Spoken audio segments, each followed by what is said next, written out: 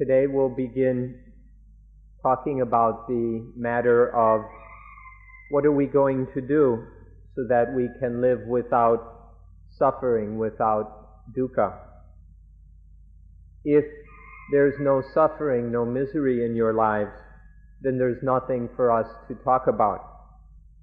The Buddha taught only about dukkha or misery, suffering, pain, and the quenching of suffering. So anyone who doesn't have this difficulty of suffering, then there's nothing to talk about. But if in your life there is any suffering, any pain, then we have something to talk about. And so we'll be speaking about dukkha, both in the aspect of personal suffering, and then in the aspect of general dissatisfactoriness, unsatisfactoriness that's all around. This is what we'll talk about today. Something that we should know further is the question of who or what suffers. Who is it or what is it that suffers? In Buddhism, it's a very fundamental tenet that there is no such thing as a soul, an ego, a self, or anything of that sort. There's just mind, consciousness, and this body complete with the nervous system. And together this mind and body can do all kinds of strange and wonderful things. It's only our ignorance that mistakes this, that sees an ego, a self, or a soul in all of this activity. There's just the body and the mind. And it's this mind, no self or soul, but just the mind which suffers. And then you must know further that because these two things work together, it's really one single thing. We can talk about body, mind, mind, body, but really it's just one thing. Without a body, the mind can't do anything. And without mind, the body is absolutely worthless. So it's only by the two working together that we've got anything worthwhile. And so it's really just one thing. It's this one thing working that does everything. But through ignorance, we take part of it to be a self or soul, although there's really no such thing. The next thing we need to know is that the pure mind, the natural pure mind, does not suffer. There is no misery or pain in the natural mind, in this pure mind. But when something new arises, a new concoction we call the defilements, the kilesa, that is how suffering occurs.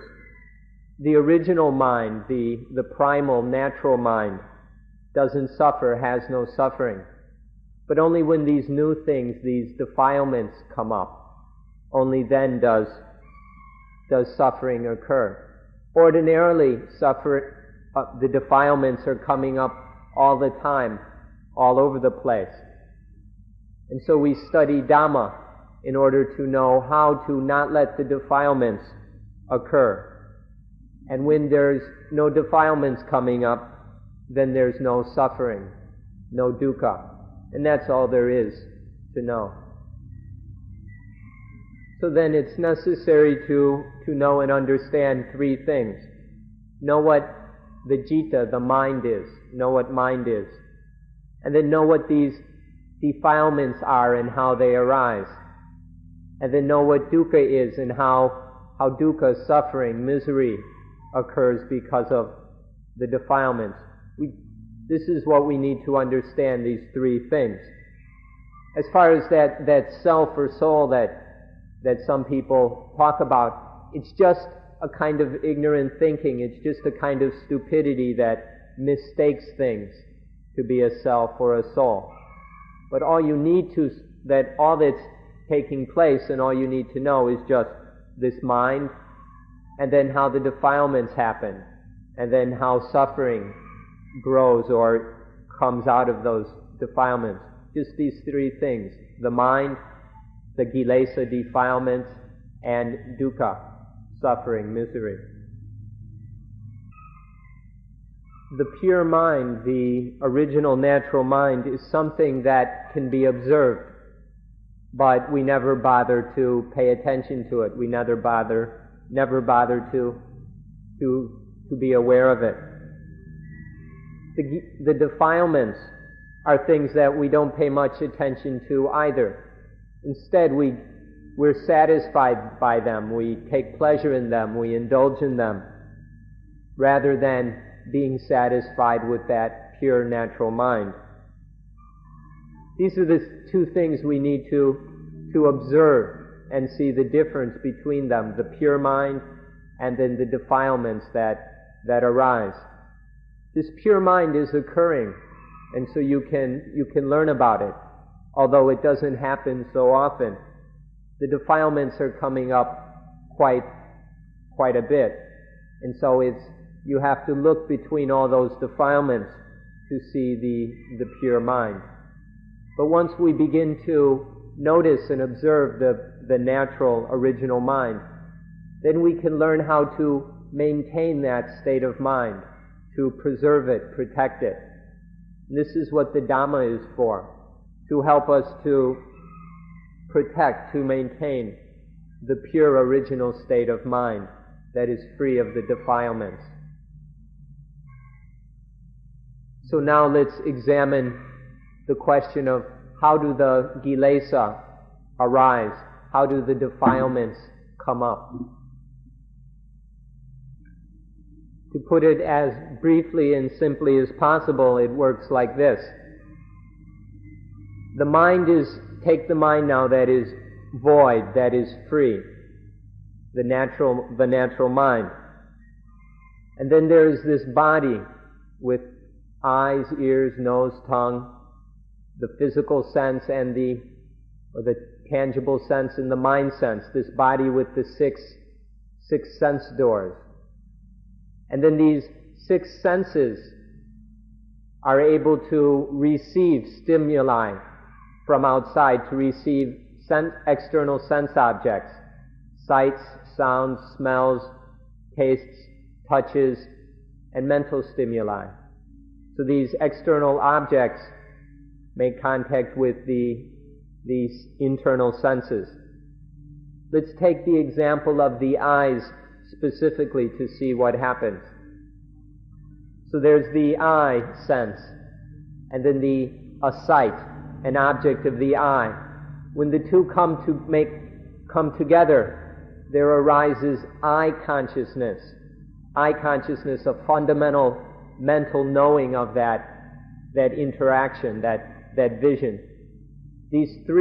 When these three come together, eye, sight, and eye consciousness, we call that patsa, or contact. In this case, eye contact. Now this is the crucial point. At this moment of contact, of the basic sense experience, if there is mindfulness and wisdom present, then no defilement arises. If it's mindful and wise, no defilement arises. But if mindfulness and wisdom are lacking, then defilement occurs. Put briefly, this is the crux of the matter.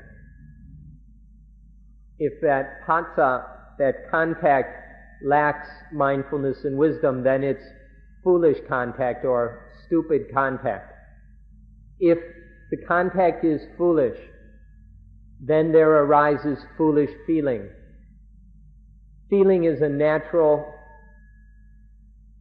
Contact always gives birth to feeling.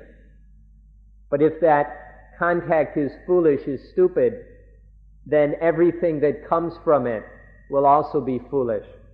And so the feelings that arise towards foolish contact are stupid feelings. There's no mindfulness and wisdom regarding these feelings.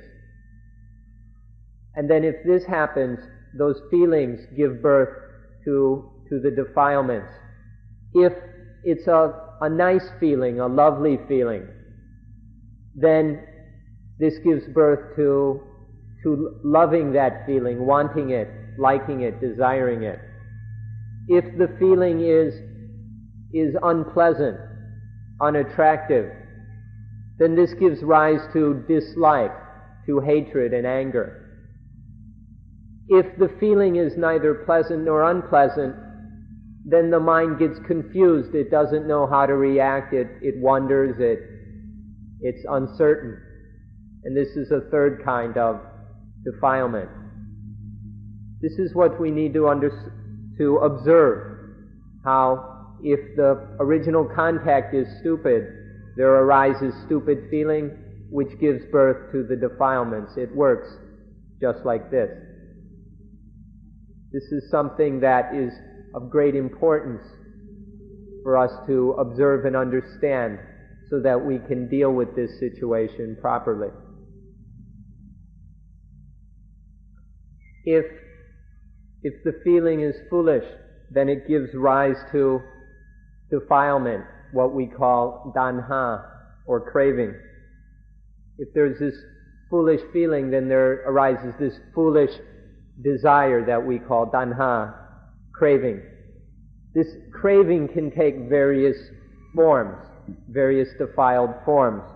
If the feeling is pleasant, attractive, then this can give rise to craving in the forms of greed, lopa, and lust, raga.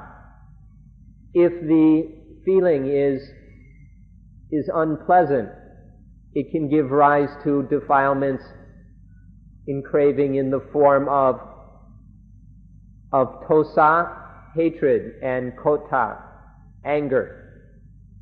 If the feeling is neither attractive or repulsive, pleasant or unpleasant, or if it's kind of all mixed up, we can't sort out whether it's pleasant or unpleasant or there's both mingled together, then the mind gets confused. This leads to the defilements of moha, of delusion, of infatuation, of getting lost and in the thing. So there are these three kinds of defilement arising due to the different kinds of feelings that come from ignorant contact. If it's a pleasant feeling, there arises a positive reaction, which is this greed or lust that pulls in, that's a pulling in of things. And then if it's an unpleasant feeling, it leads to the negative kind of defilement, which is a pushing away, a knocking away, that is like hatred and anger. But if there's this mixed up kind of feeling, not sure whether it's positive or negative, can't really make it out, then the mind is confused in it. It runs in deluded circles, infatuated with that experience, but not knowing what to do. These are the three kinds of defilement, three aspects of craving which occur if there's no mindfulness and wisdom.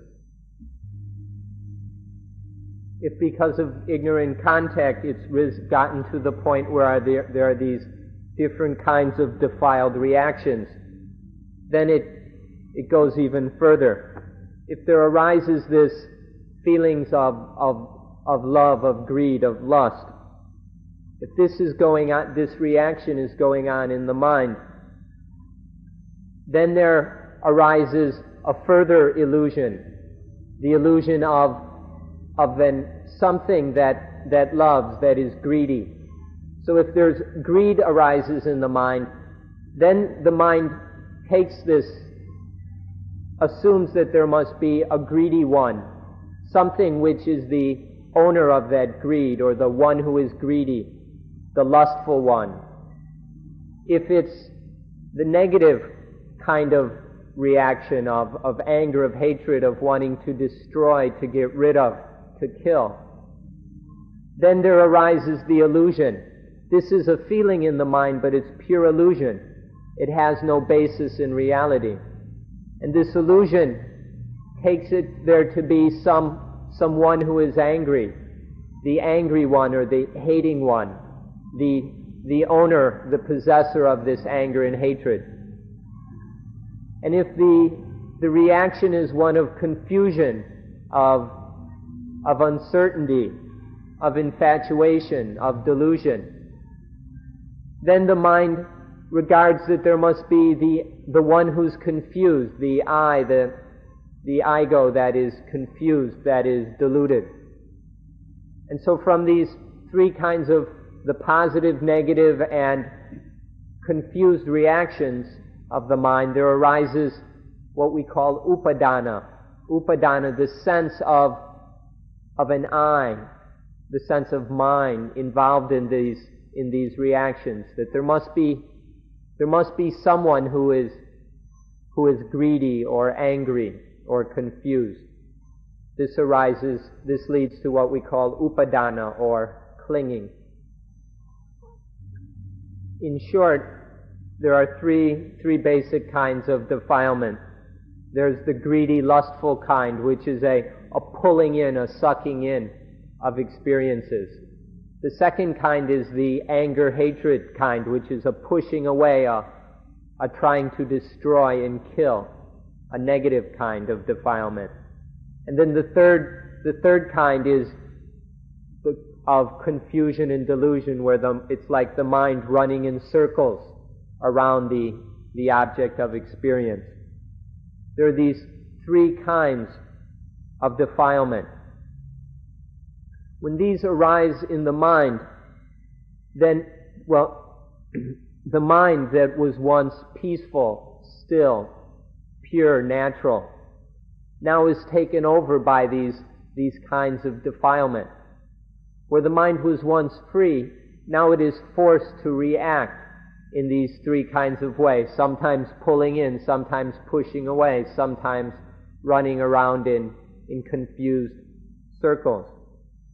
This is what suffering is about. This is dukkha. The mind that was once free and light is now forced to do this heavy burden. This work of pulling in, pushing away, and running in circles is very heavy work. It's a real burden on the mind. And so this is how dukkha arises, from having the mind that has become trapped into these reactions, having to do the heavy work of pushing away, or of pulling in, pushing away, and running in circles. The heaviness of it, the burdensomeness of it, this is dukkha, misery. When the mind is pulling or pushing or running in circles, it's hot. The mind is heated up by these reactions. So when there's the pulling in kind of reaction, the greedy, lustful reaction, that's a fire. We call it the fire of lust. Or in the negative kind, the pushing away, that's another kind of fire. We call it the fire of hatred. And then that running around in circles, that's another kind of fire. We call it the fire of delusion. These are the three kinds of fires that burn the mind. The first, the fire that comes from raga, or lust. We say that this is the wet fire, the soaking fire. When lust arises, it burns the mind.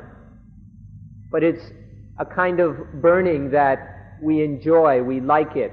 It pulls us in, it entices us. We get infatuated with it, we indulge this loving and lusting. And all the time that it's burning the mind, we consider it enjoyable and good fun. This is what we call the wet fire, the soaking wet fire of lust. try to know this as well as you can, because try and know this as well as you can every time that this feeling takes over the mind. The second kind, the negative pushing away of anger and hatred, we call this the dry fire, or the parched fire. With this anger and hatred, at first there's something tasty about it. When anger first arises, there's something seductive and delicious about it. At first it's sweet, but then then the flames start to shoot up. It starts to scorch and boil. And then that sweetness very quickly becomes bitterness, a very disgusting bitterness. And so we call this second fire the dry fire, the fire that burns and boils and roasts the mind, the fire of hatred. You need to try and understand this, observe it, become familiar with it every time it takes over the mind. The third fire, that is the fire of delusion, we call this the fire of darkness, the dark fire. With this fire, there arises this delusion, this confusion, not knowing what to do.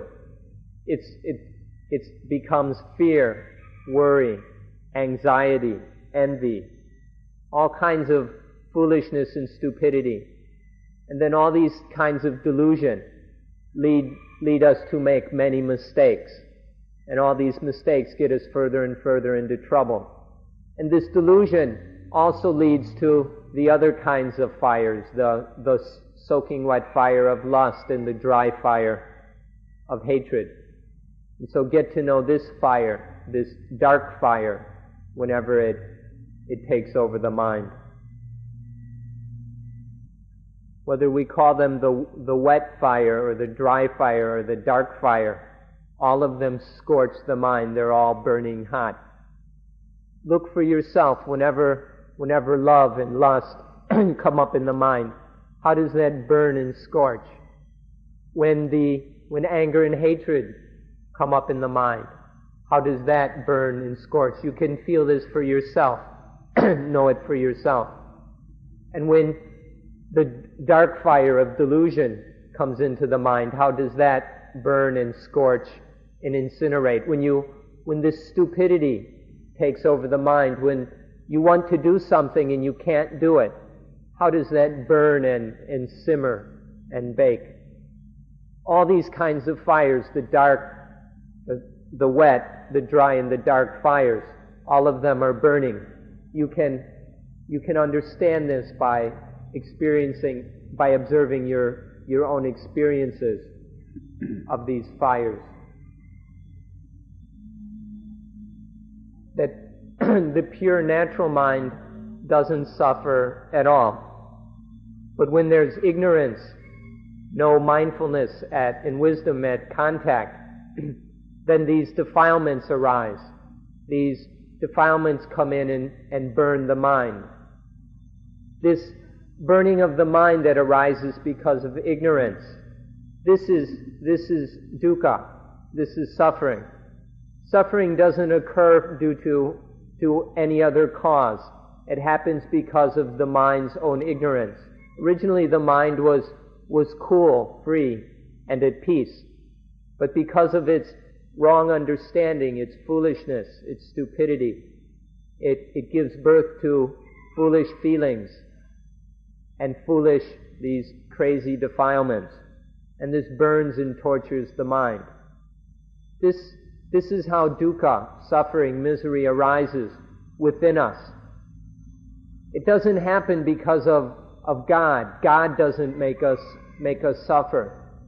So you can't go and blame God for your suffering, or you can't pawn off your sins on God. It's happening through our own ignorance.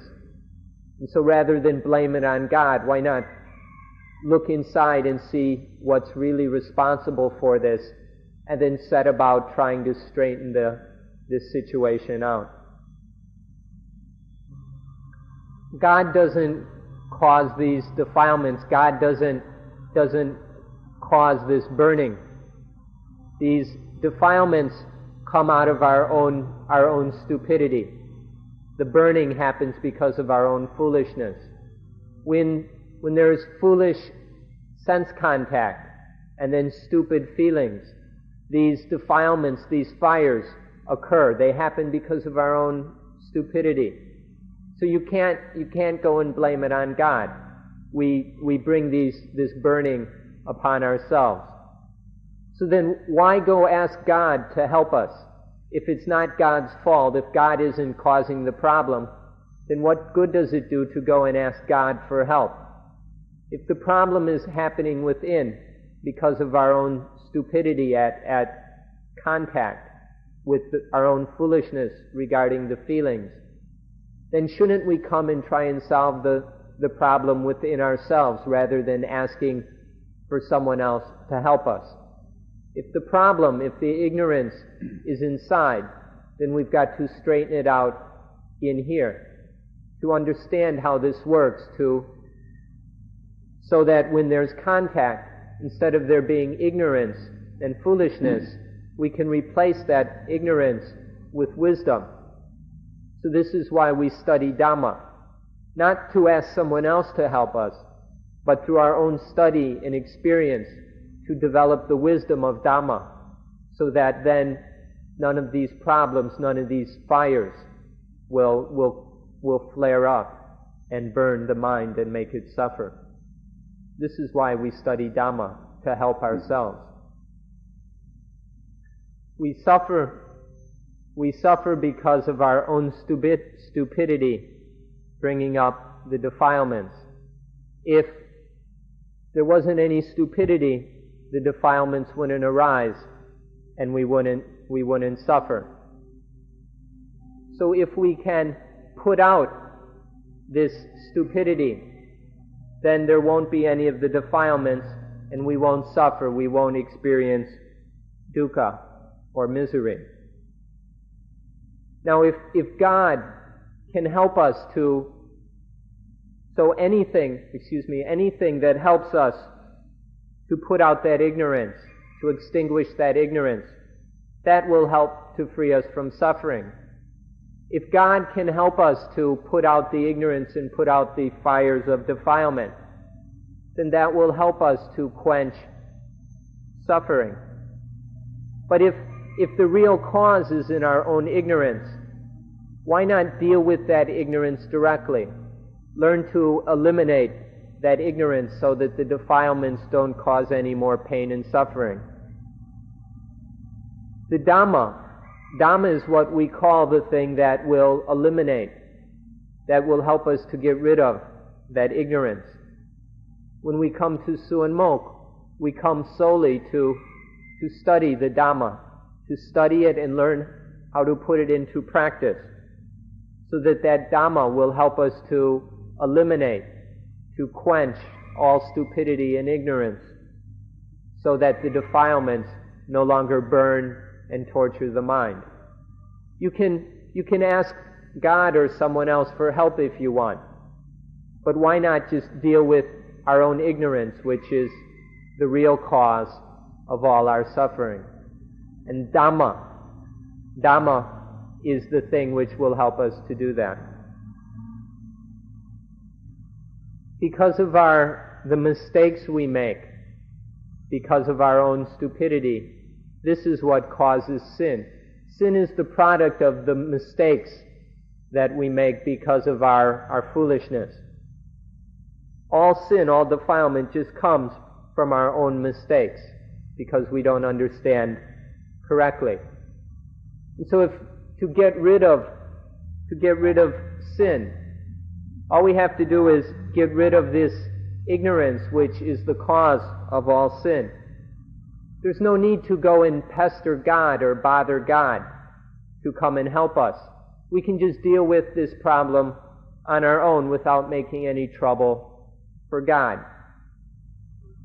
And so learn to get rid of this ignorance, which is the cause of defilements and all the mistakes we make. and then all sin. And then there won't be any suffering. Satan, the worst, most enormous Satan that exists, is our own ignorance. Our own foolishness is the real meaning of Satan. If we can eliminate and destroy this foolishness, this ignorance, then that's the same as killing Satan. And then there are no more problems. If we can kill Satan, then every time that there is sense contact, any time there's seeing, hearing, smelling, and so on, then there's no ignorance. And so the defilements don't arise and there's no suffering. So just kill this Satan, and that will end all the problems. This matter of contact and feelings, it works the same way for all the senses. The way that we just described it, how it works for the eyes, for the ears, nose, tongue, body sense, and mind sense, it works in just the same way. The way that contact and feeling operate, and whether there's mindfulness and wisdom or ignorance at that moment of contact and while feeling. It works exactly the same way. So though we've only described it in terms of the eye sense, you can understand how it works for all the other senses. The essence is that if we're stupid at contact, then there will be stupid feelings, defilement, and suffering. So don't be stupid at contact. Learn to be mindful and aware. Learn to bring wisdom to that contact. That's what we need to know. The fact that at patsa, at contact, the mind isn't stupid and doesn't let any defilements arise, this fact we call adammayata. Adammayata. This is a word that hasn't been discussed very much in Buddhism, but it's a very special and powerful word. So even if you've never heard it before, or even if you don't understand it yet, please try and remember it, so that you'll learn its meaning eventually. Adammayata is the fact that at contact, the defilements aren't allowed to arise. Adammayata means the fact that nothing can make the mind stupid. Nothing, the fact that nothing can make the mind hot. Nothing can defile the mind. This fact we call adammayata. The mind that has adammayata, nothing can mess it up, nothing can heat it up, nothing can defile it. We call this adammayata. It's the highest word there is in Buddhism. Adammayata. This adammayata has the value and the meaning of God. This adammayata that doesn't let any defilements arise when we are seeing, hearing, smelling, tasting, touching, or experiencing through the mind.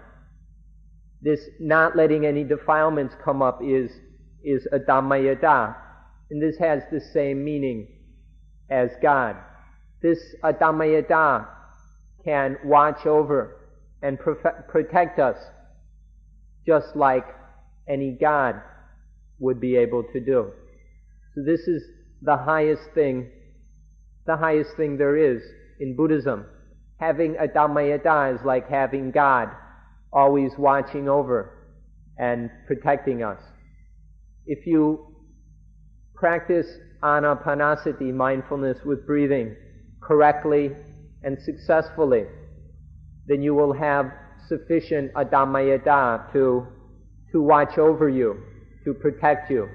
This adammayata will keep the defilements from ever happening. They'll keep any ignorance from cooking up the defilements. And this will be like having God there all the time. So Try and practice anapanasati so that you have this atamayata to protect you. Atamayata means not being stupid when there is contact while there is feeling. And so then we don't let the contact in feeling,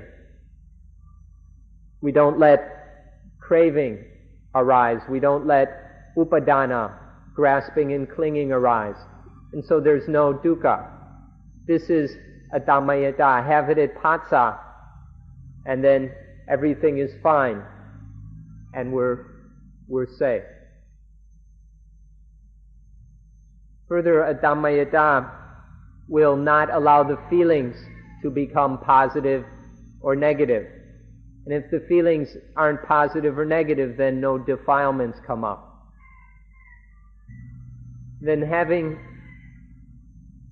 atamayata is the same as having mindfulness and wisdom and clear comprehension and everything we need to control the defilements, to prevent the defilements. So whether we talk about mindfulness or wisdom, right understanding, or clear comprehension or concentration, all of these things can be developed and acquired through correctly practicing mindfulness with breathing. And then you'll have all of these things, mindfulness, wisdom, clear comprehension, and concentration, have them all in the form of atamayata, meaning that the defilements can't arise. In the time that remains, we'll talk about an outline or bird's eye view of mindfulness with breathing, talking about the body, the feelings, the mind, and Dhamma. The first stage of the practice is called Gayanupassana, the contemplation of body.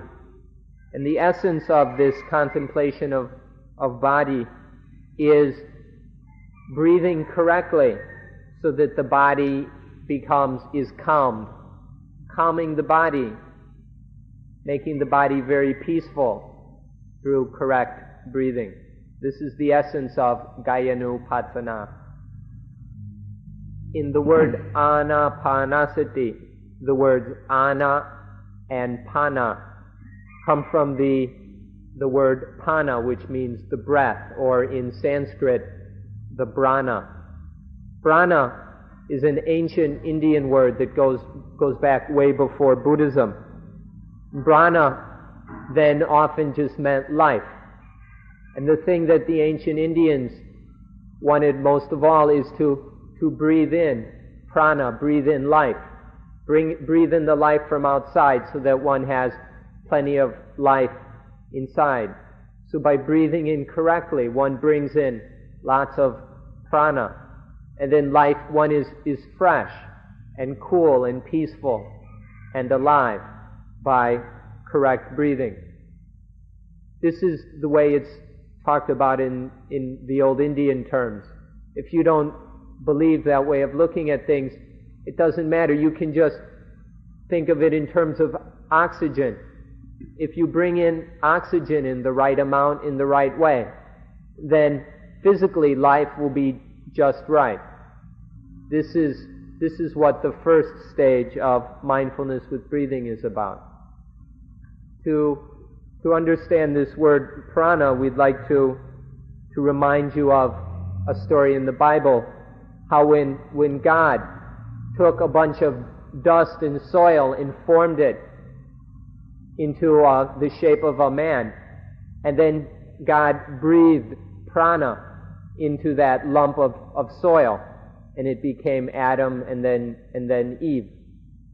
It was this breath of life from God that animated the lump of clay, dust. And so in life, if we want to have bodies that are healthy, that are capable of doing the work of life, bodies that are efficient, bodies that have the ability to do whatever we need to do, then this matter of the prana is very, very important. Knowing how to breathe correctly, this will give us all kinds of, make our bodies fit and able to do many different things. So there's a lot of importance in understanding this business of the prana and the first aspect of practicing mindfulness with breathing. In the second stage or area of anapanasati, we contemplate the feelings, the vedana. We take the best feelings that can occur, the cream of all feelings, and we study them.